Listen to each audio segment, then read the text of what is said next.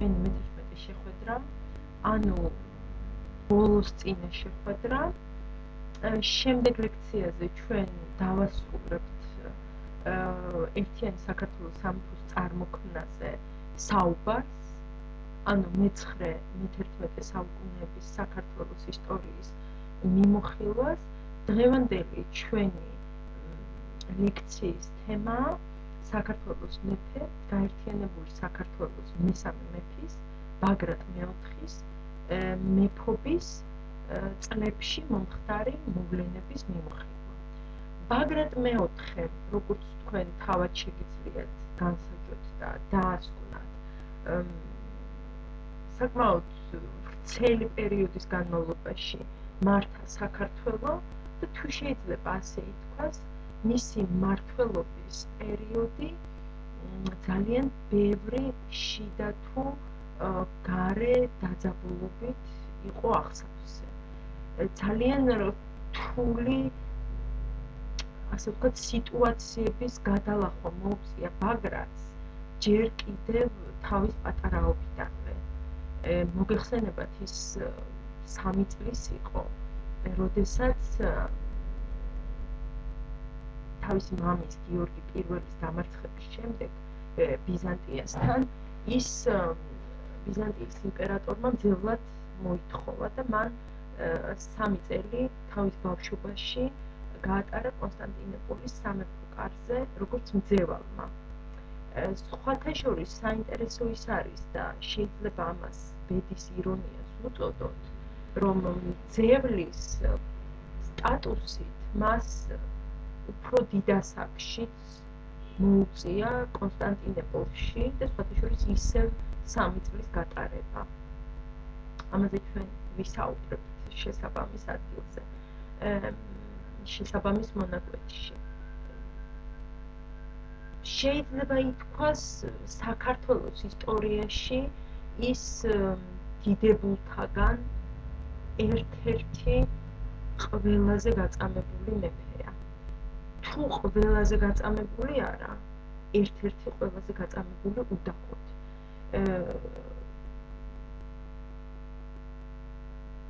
ამავე დროს საინტერესო კი არა, კიდევ ერთ-ერთი არასასიამოვნო ფაქტი, რაც მისი მმართველობის პერიოდში ხდება, არის ის, რომ საქართველოს წინააღმდეგ ახალი საფრთხე იჩენს თავს. ესენი არიან თურქ-სელჩუკები და თურქ-სელჩუკების პირველი შემოსევები საქართველოში სწორედ ბაგრატ მეოთხის მეფობის დროს ხდება. ანუ ბაგრატს შეიძლება ითქვას არ დაკლებია არავისგან, გნებავთ გარეშე მტრისგან თუ გნებავთ შინაური მტრისგან, არ დაკლებია განსაცდელები. ეს არის ძალიან ერთი მხრივ ჩქეფარე, თუ შეიძლება ასე ითქვას, იმიტომ რომ ბაგრატის მეფობის დროს ყოველ წელს რაღაცა ხდება. მაგრამ მეორე მხრივ, ასე ვთქვათ, ბევრი არასასიამოვნო ფაქტის დამტევი და მომცველი პერიოდი. ახლა დავიწყოთ, ასე ვთქვათ, მივყვეთ მოვლენათა მსვლელობას. ბაგრატის მძევლობა, როდესაც დასრულდა, ანუ ბიზანტიის იმპერატორმა შეასრულა თავის დანაპირები და ბაგრატი მართლაც 3 წლის შემდეგ სპეციალური, ასე ვთქვათ, კანონით კი არა, დადგენილებით გათვალისწინებული ზედამხედველების თანხლებით, იმიტომ რომ ბაგრატი არ იყო, ასე ვთქვათ, რიგითი და ჩვეულებრივი მძევალი, ის მეზობელი სახელმწიფოს უფლისწული და ტახტის მემკვიდრე იყო, ამიტომ ბუნებრივია ის მართალია მძევალი, მაგრამ მაინც აუცილებლად შესაბამისი პატივით გამოუშვეს. პატივით გულისხმობ, ასე ვთქვათ, ბიზანტიელი მოხელეების თანხლებით გამოუშვეს ის საქართველოში, ვინაიდან პატარაც იყო და გარდა ამისა, რომ ის პატარა იყო, ასე ვთქვათ, სპეციალურ ჯგუფს უნდა ჩაებარებინა ბაგრატი ქართული მხარისთვის. 1025 წელს, როდესაც ვადა გაუვიდა მის მძევლობას, ბასილი ბულგარელთმშლეტმა შეასრულა თავის დანაპირები და ბაგრატი აი ამ სპეციალური ჯგუფის თანხლებით გამოუშვა საქართველოში. და აი საზღვარზე, როდესაც აი ეს ჯგუფი პატარა უფლისწულით შემოვიდნენ საქართველოს საზღვრებზე და იქ გადასცეს, ასე ვთქვათ, უკვე ქართველ თავადაზნაურებს ბაგრატი, რომ ის ქუთაისში თავის მშობლებთან ჩაეყვანათ. სწორედ აი აქ ერთ-ერთმა ბიზანტიელმა მოხელემ შეიტყო, ანუ წერილი დაადევნეს, რომ ბიზანტიის ძლევამოსილი იმპერატორი ბასილი მეორე ბულგარელთმშლეთი გარდაიცვალა და ტახტზე ავიდა მისი ძმა კონსტანტინე მერვე. ბასილი მეორე უდავოდ ძალიან ნიჭიერი მხედართმთავარი იყო, მაგრამ როგორც მოგახსენეთ, როგორც ნიჭიერი მხედართმთავრებს შევიეთ ხოლმე პოლიტიკური თვალსაზრისით მაინც ვერ გამოირჩევიან და ბასილის ყველაზე დიდი შეცდომა ის იყო, რომ მან არ იზრუნა ოჯახის შექმნაზე და მემკვიდრის დატოვებაზე.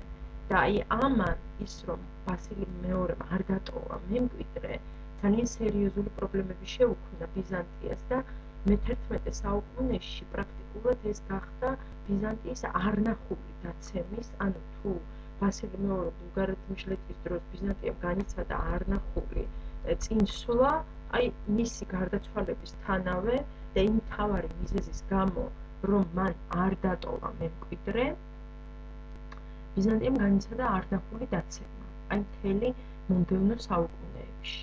და ამის მთავარი მიზეზი, როგორც წესი, იყო ხოლმე ტახტისთვის სხვადასხვა პრეტენდენტის, ასე ვთქვათ, აექრობა და როგორც წესი, ხელისუფლების სათავეში არც თუ ღირსეული და არც თუ შესაფერისი ადამიანის მოსვლა.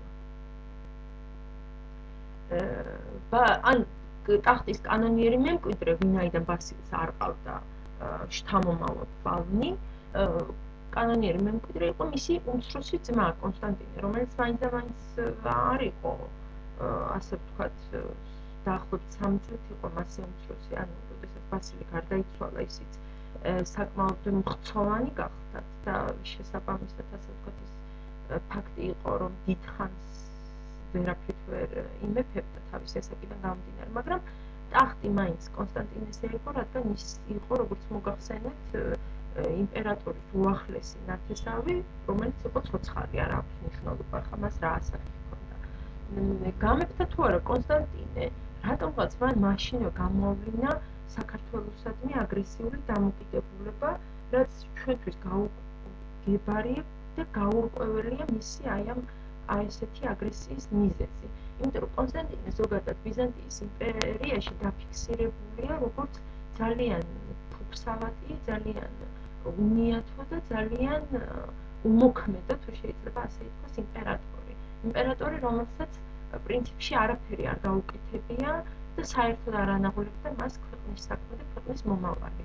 აი ასეთი, ასე ვთქვათ, გულგრილობის ფონზე რამ გამოიწვია მისი საქართველოსადმი აი ესეთი გაავებული დამოკიდებულება, სიმართლე გითხრათ, ჩემთვის გაურკვეველია და ეს წყაროებიდან არ ჩანს.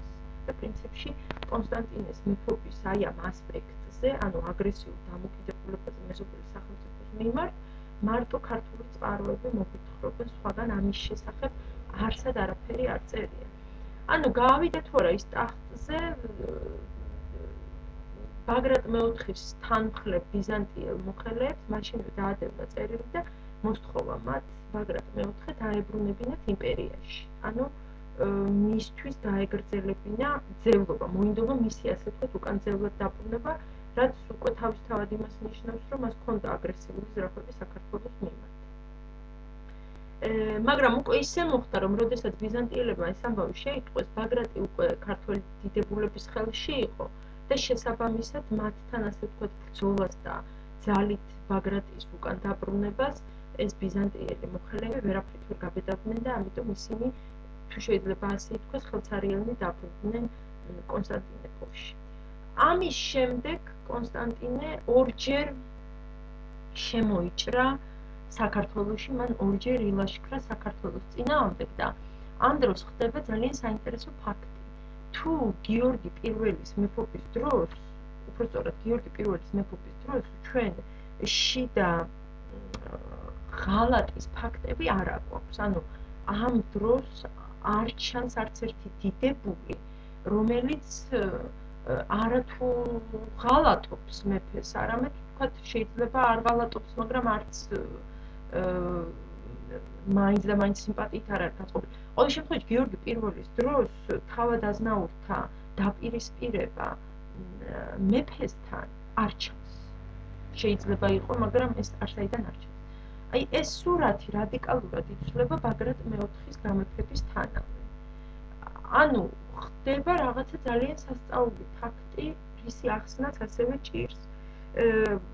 სამხრეთ საქართველოში რამდენიმე, ასე ვთქვათ, ციხესიმაგრის მფლობელი დიდი ფეოდალი იცვლის, თუ შეიძლება ასე ითქვას, თავის ბატონს, ანუ ამ შემთხვევაში ბაგრატზე საუბარი, ისინი ხომ ბაგრატს დამორჩილებული ფეოდალები არიან, ისინი ირჩევენ ბიზანტიის იმპერატორებს როგორც თავიანთ სუზერენებს, ანუ მათ დაქვემდებარებაში ყოფნას ირჩევენ.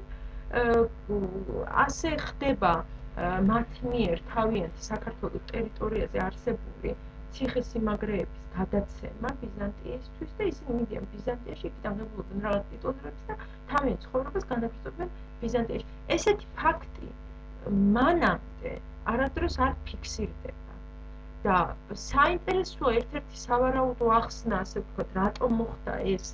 ამ დროს შეიძლება მივიჩნიოთ ის, რომ შესაძლოა ამ პერიოდში ბიზანტიაში რაღაც ისეთი აგრარული პოლიტიკა ტარდება, თუ შეიძლება ასე ითქვას, რაღაც ისეთი პრივილეგიები ენიჭებათ, ვთქვათ, ბიზანტიის იმპერატორის დაქვემდებარებაში მყოფ ფეოდალებს, რომ ქართველ ფეოდალებს ურჩევნიათ ქართველი მეფის ნაცვლად დაემორჩილონ ბიზანტიის იმპერატორს. ეს შეიძლება იყოს ერთი ასე ვთქვათ, სავარაუდო ახსნა, მაგრამ ზოგადად ამ ფაქტის მოტივები ცნობილი არ არის. გარდა ამისა, თავადაზნაურების გარდა, რაც ბაგრატის მეფობის პირველივე წლებში გამოჩნდა, რომ ეს იქნებოდა მისი სერიოზული პრობლემა, ამას გარდა სერიოზულ პრობლემას უქმნის ბაგრატს თავისი ნახევარ-ძმა, რომელსაც სახელად ჰქვია დემეტრე. ეს დემეტრე გაურკვეველი ვითარების, ასე ვთქვათ, შედეგია, თუ შეიძლება ასე ითქვას, იმიტომ რომ ის არის ოსი წარმოშობის ალდეს შვილი, ანუ ოსეთის მეფის წულია ალდე, მისი დედა. და რა პირობებში ხდება ამ ალდესთან გიორგის, ასე ვთქვათ, როგორ გამოთქვა, ურთიერთობა, ეს არც საიდან არ ჩანს. ანუ მას ყავს კანონიერი ცოლი, სენექერი არწმუნის შვილი მარიამი, რომელიც ცოცხალია გიორგის ცხოვრებაში და არა მარტო გიორგის ცხოვრებაში, მერე ძალიან დიდი ხნის განმავლობაში ეს ქალი ცოცხალია, აი 50-იან წლებშიც კი ცოცხალი ჩანს. არსაიდან არა ჩანს, რომ ეს ქალი რაღაც პერიოდში მონაზვნად აღიკვეცა, ანუ ის არის გიორგი პირველის რეალური მეუღლე, შეიძლება ასე ვთქვათ, ძალაში მყოფი მეუღლე, მთელი აი ამ წლების განმავლობაში. ანუ რა პერიოდში მოახერხა, სავარაუდოდ ეს ალდე იყო გიორგი პირველის ხარჭა, იმიტომ რომ სხვანაირად ახლა არ აიხსნება დემეტრეს ამ ქვეყანაზე მოვლინება და როგორც ჩანს, გიორგი პირველმა აი ამ თავის უკანონო შვილს რაღაცა ტერიტორია დაუმტკიცა და ეს რაღაცა ტერიტორია გახლავთ აფხაზეთში ანაკოფიის ციხე. აი დემეტრეს არაერთხელ გამოიყენებს ბიზანტია ბაგრატის წინააღმდეგ საბრძოლველად. იმიტომ რომ დემეტრე, თუ შეიძლება ასე ითქვათ, დაჩაგრულ მდგომარეობაში მყოფი უფლისწულია, კანონიერია თუ არაკანონიერი არ ვიცი, ხა მას ალბათ ეს ნაკლებად აღელვებს და ის ასე ვთქვათ მიიჩნევს, რომ მას შეუძლია ჰქონდეს ტახტზე პრეტენზიები. ამიტომ ის ანაკოფიის ციხეს გადასცემს ბიზანტიელებს და დედასთან ერთად გაემართება ისიც ბიზანტიის იმპერიაში. და ბიზანტიელები, რა თქმა უნდა, ახლა ყველა ასეთ გადახიზნულ თუ გადახვეწილ ფეოდალს იქნება ეს თუ უფლისწულს და ძალიან დიდი სიამოვნებით იხუტებენ ამ დროს, მინდა გითხრათ, ძალიან დიდი სიამოვნებით ღებულობენ ყველა ასე ვთქვათ, ქართველ მეფეზე განაწყენებულ ფეოდალს. ხომ არაფერი გეცნობათ სიტუაცია. თუმცაღა ეს იმას სულაც არ ნიშნავს, რომ ისინი ამ ფეოდალებს საქართველოსადმი კეთილგანწყობით, ან სიყვარულით, ან რაიმე სიმპათიით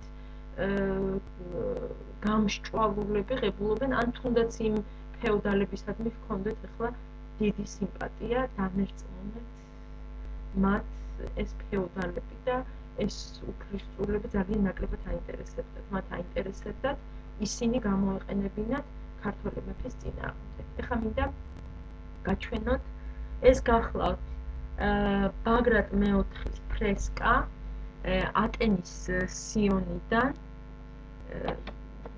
ცოტა დაზიანებულია, მაგრამ სახე საკმაოდ კარგად ჩანს. ბაგრატიც მამამისის არ იყოს, საკმაოდ კარგი გარეგნობის ყოფილა და ეს შეგიძლიათ დაასხვნათ ამ ფრესკიდანაც, ახლა რაც ჩანს ფაქტია. აი ეს ჩვენი ბაგრატ მეოთხე.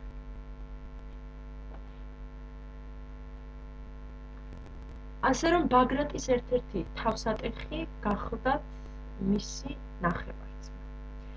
მაგრამ ბაგრატს მოგვიანებით იმისთან თავსატეხი გამოუჩნდა ლიპარიტ ბაღვაშის სახით, რომ შეიძლება ითქვას მის მიერ გადატანილი ყველა განსაცდელი ამასთან შედარებით იყო, აი რა გითხრათ, ალბათ თამაში. ყველაფერი რაც ახლა ჩამოთვალეთ, მას ისეთი, ასე ვთქვათ, გაუთავებელი ბრძოლა ელოდა ლიპარიტ ბაღვაშისგან. მაგრამ ვიდრე ამ საკითხს განვიხილავდეთ, მოდით რამდენიმე სიტყვით მიმოვიხილოთ, როგორ მოგვარდა და როგორ ჩაწყნარდა დროებით მაინც ერთგვარად და როგორ დათბა, დღეს ძალიან მოდაშია ეს ურთიერთობის დათბობა, ეს გამოთქმა, ურთიერთობები ბიზანტიესა და საქართველოს შორის. როდესაც კონსტანტინე მერვე გარდაიცვალა, ტახტზე ავიდა რომანოზ მესამე არღიროსი. მოდით ახლა მე ამ წლებს დაგიწყდით, მაინც თქვენ რომ ეს იცოდეთ. ბაგრატ მესამის, გიორგი პირველის, ბაგრატ მეოთხის და გიორგი მეორის მეფობის წლები, ანუ ეს ჩვენ განვიხილავთ ამ 4 მეფის გაერთიანებული საქართველოს ამ 4 მეფის მოღვაწეობას მიმოვიხილავთ, დღეს ბაგრატ მეოთხე და მესამე მეფისებს საუბრობთ, აი 4 მეფის მეფობის წლები უნდა იცოდეთ, აი როგორც იტყვიან, სიზმარში რომ შეგეკითხონ, აუცილებლად უნდა იცოდეთ, ანუ ამის არცოდნას ვერ ვაპატიეთ ვერავის, თუნდაც ასე ვთქვათ, გამსვლელი ქულის მსურველსაც კი, არათუ მაღალ ქულაზე არ არის საუბარი. ეხლა რაც შეეხება, ანუ კონსტანტინე მერვე, აი ბოდიშს ვიტყვა უკაცრავ.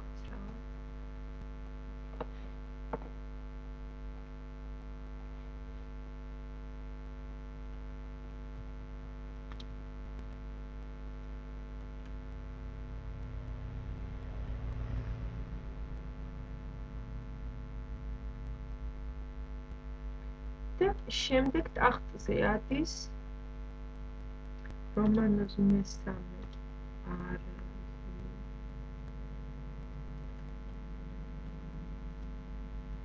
ხა როგორ მოახერხა რომანოზმა გამეფება, ალბათ გაინტერესებ.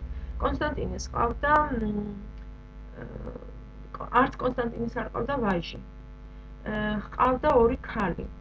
მათგან ქალიშვილი, მათგან ზოია განსაკუთრებული გაქანების ქალი გამოდგა დაახლოებით შეგიძლიათ წარმოიდგინოთ, რასაც გულისხმობ და ვიზეც იქორწინა, ყველა შესაბამისად გააიმპერატორა.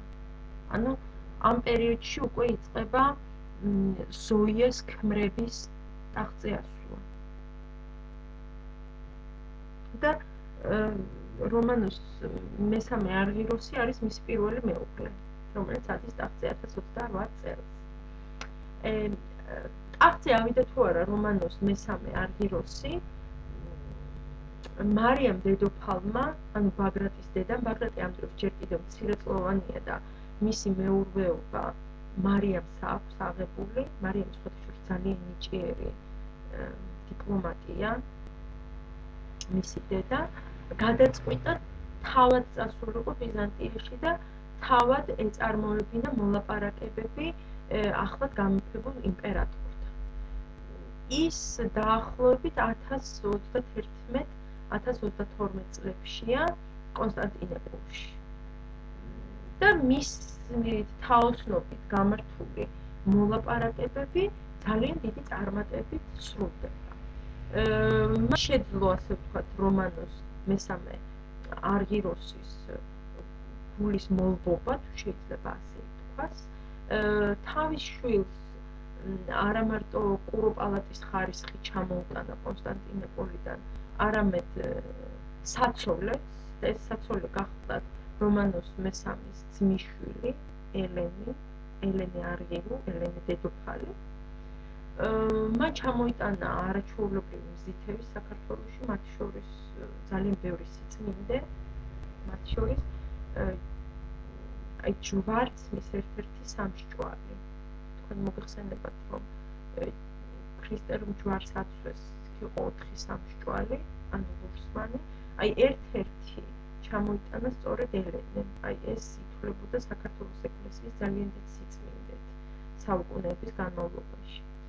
და ასე და ამგვარად გადაუხადეს ქორწილი ბაგრატსა და ელენეს და ყველაფერი, თუ შეიძლება ასე ითქვას, ლამაზად მოგვარდა, მაგრამ ეს ჰარმონიული დამოკიდებულება დიდხანს არ გაგრძელებულა, იმიტომ რომ ჩვენთვის უცნობი მიზეზების გამო ელენე მოულოდნელად გარდაიცვალა და რაც ასე ვთქვათ იმას ნიშნავდა, რომ ამ დიპლომატიური ქორწინების უკაცრავად შედეგად დამთვარი და მოგვარებული ურთიერთობა ისევ, ასე ვთქვათ, გამოცდის წინაშე დადგება. ეხლა ეს არის ის პერიოდი, როდესაც ბაგრატსა და ლიპარიტ ბაღვას შორის ჩნდება პირველი ბზარი. და საკმაოდ, ასე ვთქვათ, შემდეგ ეს მათი დაპირისპირება ძალიან დიდ და გაუთავებელ ბრძოლაში გადაიზრდება. ეხლა რა ხდება? 1022 წელს მოგეხსენებათ ლიპარიტ ბაღვაშის სამფლობელოა თრიალეთი. მისი, თუ შეიძლება ასე ითქვას, ის კლდეკარის გამგებელია და ეს არის დაახლოებით ატენის სიონის მიმდებარე ტერიტორია, იქ ციხეც არის, ეს არის მისი რეზიდენციის შუაგული. ეს ტერიტორია პირდაპირ ესაზღვრება თბილისის საამიროს. ამიტომ ლიპარიტ ბაღვაში, რადგან არის ძალიან ნიჭიერი მხედართმთავარი და ამავე დროს ძალიან ამბიციური, ანუ ეს არის ადამიანი, რომელიც აერთიანებს ძალიან დიდ ნიჭს და ძალიან დიდ ამბიციას და მოგეხსენებათ, ეს ორივე ერთად შეზავებული და ძალიან დიდი, ასე ვთქვათ, ფორმებით, როგორი საშიში ხდება მერე. მას სურს, რომ რაღაცნაირად თბილისის ტერიტორია გაათავისუფლოს არაბთა ბატონობისაგან და ეხლა პატრიოტული მოტივებით იყო ეს ნაკარნახევი თუ მისი პირადი ინტერესებიდან გამომდინარე, პრინციპში ამას არ აქვს მნიშვნელობა, იმიტომ რომ საქართველოსთვის მომგებიანი იქნებოდა თბილისის გათავისუფლება არაბებისგან, თუნდაც ის მერე, ასე ვთქვათ, ლიპარიტის გარკვეული გავლენის ქვეშ მოქცეულიყო. ანუ 1000 ჯერ ჯობდა, რომ თბილისი რაღაცნაირად, თუნდაც იგივე ლიპარიტის გავლენის ქვეშ ყოფილიყო, ჩემი აზრით, ვიდრე იქ მჯდარიყო უცხო სახელმწიფოს ადმინისტრაციული მოხელე, ხო? რა თქმა უნდა, სჯობდა. ამიტომ ახლა თვითონ ლიპარიტს რა მიზნებია ამოძრავებს და ამაზე ბუნებრივია შეიძლება ამოძრავებდა პატრიოტული და ბუნებრივია ამოძრავებდა პირადი ინტერესებიც, იმიტომ რომ ეხლა როგორც წესი ადამიანებს მაინც უფრო პირადი ინტერესები ამოძრავებთ ხოლმე ნებისმიერი ასე ვთქვათ მოქმედების დროს. 1022 წელს ლიპარიტმა შეიპყრო თბილისის ამირა ჯაფარი და მან მიგვარა ის ბაგრატს. ბაგრატი ამ დროს ჯერ კიდევ მცირეწლოვანია, ანუ ის არ არის ამ დროს იმ ასაკის, რომ მან სწორი გადაწყვეტილებები მიიღოს, მაგრამ სწორი გადაწყვეტილების მიღმა ის გარკვეული ფეოდალური ჯგუფის გავლენის ქვეშ არის მოქცეული, რომლებსაც ახლა ლიპარიტის გაძლიერება როგორც ჩანს მაინც და მაინც არ სურდათ. ამიტომ ბაგრატს ურჩიეს, რომ ჯაფარი გაეთავისუფლებინა და ბაგრატმა ჯაფარი გაათავისუფლა. ბუნებრივია მისი ეს საქციელი ლიპარიტის გულისწყრომას აუცილებლად გამოიწვევდა, მაგრამ ლიპარიტს ამ ეტაპზე აი ეს გულისწყრომა პრაქტიკულად და რეალურად არ გამოუხატავს. გადის წლები და 1028 წელს ლიპარიტი ალყას არტყამს, ანუ ლიპარიტის რჩევით უბრალოდ ბაგრატი ალყას არტყამს თბილისს. 2 წლის განმავლობაში თბილისი ალყა შემორტყმულია. და აი მაშინ, როდესაც ჩანდა ასე ვთქვათ ალბათობა გამარჯვების, ბაგრატი ლიპარიტთან შეუთანხმებლად ბაგრატმა დაიწყო მოლაპარაკება თბილისის ამირასთან და ლიპარიტთან შეუთანხმებლად ზავი დადო მასთან და ალყა მოხსნა. და აი ამ ასე ვთქვათ მოქმედების შემდეგ ლიპარიტი გახდა ბაგრატ მეოთხის დაუძინებელი და უსასტიკესი მტერი, აი რასაც ქვია ლიპარიტმა ბაგრატ მეოთხე ჯვარს აცვა, შეიძლება ასე ითქვას. ეხლა მინდა ინფორმაციულად გითხრათ, რომ ლიპარიტის და ბაგრატის დაპირისპირებაზე ერთი ბიზანტიელი ქრონოგრაფი არც თუ სასიამოვნო ინფორმაციას გვაწვდის.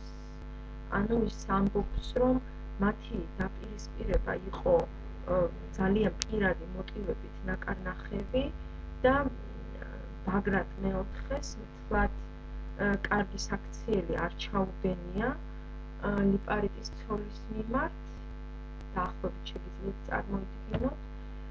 შემდეგ ლიპარიტმაც შურისძიების მიზნით, ასე ვთქვათ, იგივენაირად გადაუხადა სამაგიერო ამჯერად უკვე ბაგრატის დედას. მოკლედ, აი რაღაცა ესეთ ცოტა არ იყოს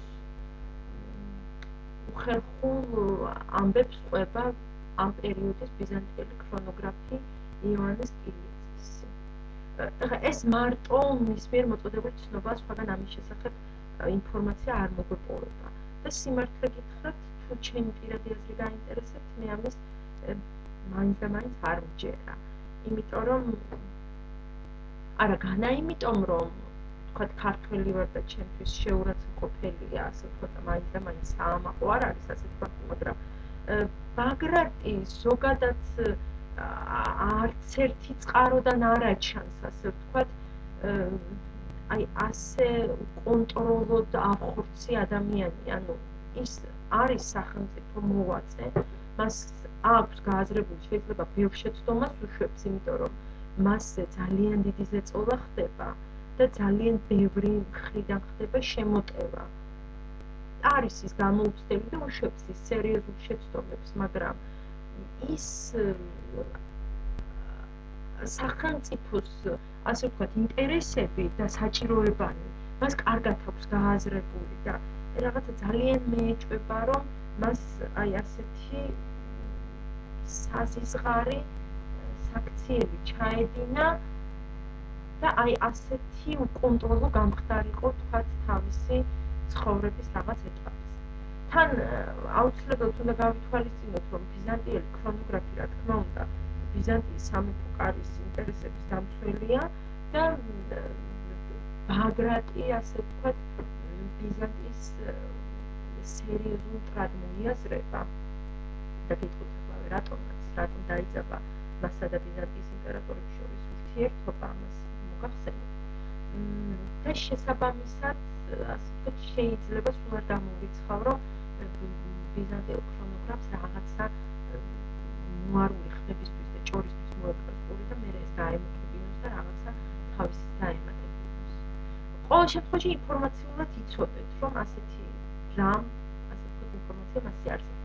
ეხლა, რაც შეეხება განსაკუთრებით ბიზანტიის შორის ურთიერთობის დაძაბულს. 1045 წელს ვინაიდან ბაგრატის დედა იყო სომხეთის ერთ-ერთი სამთავროს მეფის შვილი, ბასპურაკანის, ანუ არწრუნის არწრუნის შვილი, მიუხედავად იმისა, რომ ანისის სამეფო იყო, არ იყო, ვთქვათ, ბასპურაკანზე ამ პერიოდში საუბარი, ამის მიუხედავად მაინც ანისის სამეფოს მესვეურებმა გადაწყვიტეს, რომ თავიანთი სახელმწიფოს კრიტერიები და სადავეები ჩაებარებინათ ბაგრატისთვის, ვინაიდან ბაგრატს სომეხ მეფესთან გარკვეული ნათესაობა, გარკვეული კი არა, საკმაოდ ახლო ნათესაობა აკავშირებდა. ბაგრატმა ამაზე უარი არ თქვა, რა თქმა უნდა, და ანისის სამეფო ამ დროს არის ბიზანტიის განსაკუთრებული, როგორ ვთქვა, ინტერესის სფერო. და ის, რომ ბაგრატმა ანისი, ასე ვთქვათ, ჩაიბარა, რა თქმა უნდა, ბიზანტიის სერიოზულ გულისწყრობას გამოიწვევდა, რაც არც დაუმოვა შემდეგ წლებში. ამიტომ ბიზანტიამ დაიწყო ლიპარიტის აქტიურად გამოყენება და ლიპარიტის მეშვეობით 40-იან წლებში, 58 წლამდე, ანუ როდესაც ლიპარიტი იქნა დატყვევებული, სამჯერ შემოიჭრა ლიპარიტმა სამჯერ შემოიყვანა ბიზანტიის ჯარი ბაგრატ მეოთხესთან საბრძოლველად. მერე 1048 წელს ლიპარიტი ბიზანტიის იმპერატორს ეხმარება არაბთა წინააღმდეგ ბრძოლაში და ის ამ ბრძოლის დროს ჩავარდება ტყვეით. და ის იმდენად ძვირფასია, ასე ვთქვათ, ბიზანტიის იმპერატორისთვის, რომ ბიზანტიის იმპერატორს სპეციალური მოლაპარაკებების წარმოება დასჭირდება მის გამოსახსნელად და ძალიან დიდი საჩუქრების გაგზავნა ბაღდადში.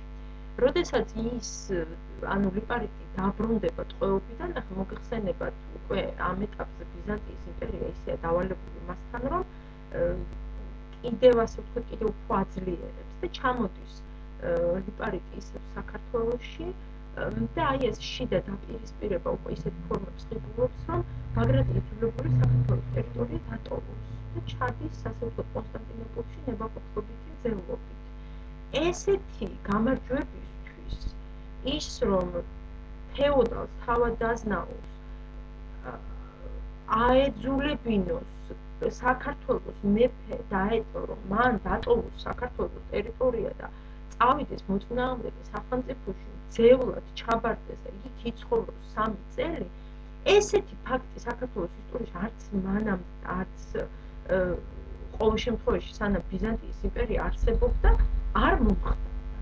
ანუ ლიპარიტმა შეძლო ის, რაც ვერ შეძლო ვერავინ პრაქტიკულად. შემდეგ ბაგრატი, რომ ასე ვთქვათ, ფიზიკურად თავიდან მოიშორა, ბაგრატმა, რა თქმა უნდა, იზრუნა იმაზე, რომ თავის შვილი მომდევნო შემდეგში უკვე გიორგი მეორე ეკურთხებინა მეფეთ, მაგრამ ლიპარიტმა თავის თავი, ასე ვთქვათ, მეფის მეურვედ იკურთხა. ამასაც კი მიაღწია. ესეთი გამარჯვებისთვის არასოდეს ქართულ ფეოდალს და თავადაზნაურს არასოდეს არ მიუღწევია. და ეს მისი სერიოზული გამარჯვება. ბაგრატი ახლა თავის 3 წლიანი, ასე ვთქვათ, მძევლობის დროს კონსტანტინოპოლში შეეცადა, რომ რაღაცნაირად ეს დაძაბული ურთიერთობები რაღაცნაირად მოეგვარებინა და ბიზანტიის იმპერატორი დაერწმუნებინა იმაში, რომ მისთვის მასთან თანამშრომლობა და მოკავშირეობა უფრო ხელსაყრელი იყო და მონგებიანი, ვიდრე თქვათ, მე ამბობ ფეოდალთან. და როდესაც ის დაბრუნდა 3 წლის შემდეგ საქართველოში, გარკვეული ფეოდალური დაჯგუფების დახმარებით, რომლებსაც კიდევ ერთხელ ვიმეორებ, არ მაინც და მაინც არ მოსწონდათ ლიპარიტის აი ასეთი დონის გაძლიერება და აღზევება, ლიპარიტი აიძულეს, რომ ბერად აღკვეცილიყო და საქართველოს დაეტოვებინა და ასე და ამგვარად მე-11 საუკუნის 50-იან წლებში, დაახლოებით 54-55 წლებში ის დიდი თავსატეხი, რომელსაც ერქვა ლიპარიტი ბაღლაში, რომელმაც ამდენი წლის განმავლობაში, ანუ აი ასე მოაბეზრა თავი საქართველოს მეფეს და ასე დაასუსტა, თუ შეიძლება ასე ითქვას, ის აი ეს პრობლემა აი ასე მოგვარდა. ანუ ლიპარიტი აიძულეს ბერად აღკვეცილიყო და საქართველოს ტერიტორია დაეტოვებინა. ამის შემდეგ, ამაზე უკვე შემდგომში მოგახსენებთ, შემდეგ ლექციაზე გიორგი მეორეზე საუბარი გვექნება, როგორც აღნიშნე, იმიტომ რომ დღეს მართა ბაგრატიონზე ვერაფრით ვერ ვასწრებთ, ასე ვთქვათ, საუბარს.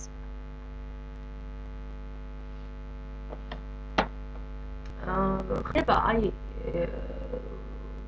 ერთგვარი მოლაპარაკებები, იწყება მოლაპარაკებები მართა ბაგრატიონის ჩაყვანა კონსტანტინოპოლში, რომ ის, ასე ვთქვათ, ბიზანტიის მომავალ იმპერატორს შერთონ ცხოვად და საკმაოდ წარმატებულად მიდის ეს მოლაპარაკებები, ამაზე შემდეგ ლექციაზე ვისაუბრებ.